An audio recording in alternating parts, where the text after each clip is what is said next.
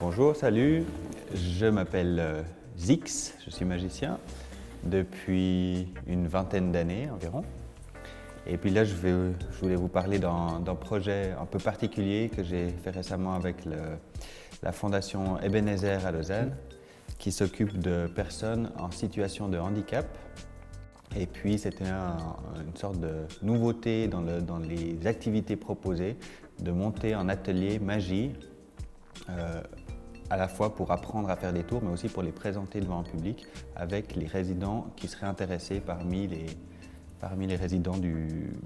et les externes aussi, puisqu'il y a des externes qui fréquentent le centre de loisirs d'Ebenezer à Lausanne. Alors c'était une idée un petit peu folle comme ça au début, parce que c'était pas forcément gagné d'avance par rapport aux différents niveaux des personnes, aux différentes capacités et puis aux différentes envies de s'investir dans une activité. Mais finalement, on a réussi à motiver 5 personnes assidues qui venaient toutes les 2 semaines maintenant pour un atelier où on a, premièrement, j'ai sélectionné pour eux des tours de magie qui étaient quand même assez faciles et puis qui donnaient des effets intéressants et sympas. Et puis ils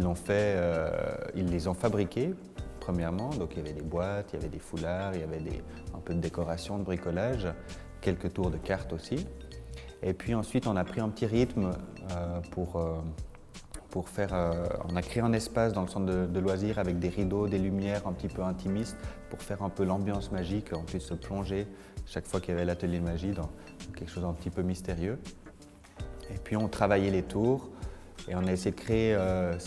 avec l'aide aussi des animateurs du centre de loisirs, un peu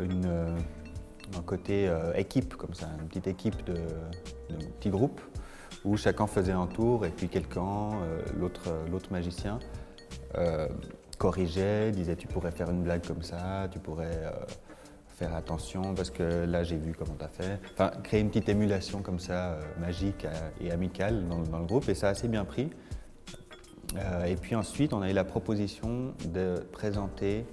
un spectacle à la maison de quartier de Chailly dans le cadre des caravanes des quartiers. Et puis on a travaillé chacun un tour, voire 2, en prévision de spectacle, en peaufinant un petit peu plus. Donc il y a eu des cartes aussi. Et on a eu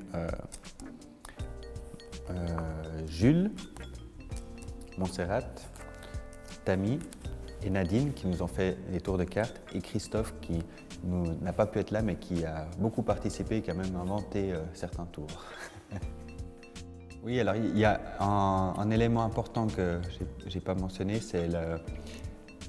quel est le sens de cette activité dans ce contexte avec ces personnes, parce que j'enseigne aussi la magie à des adultes et à des enfants dans d'autres cadres, et puis dans ce cadre de personnes en situation de handicap ou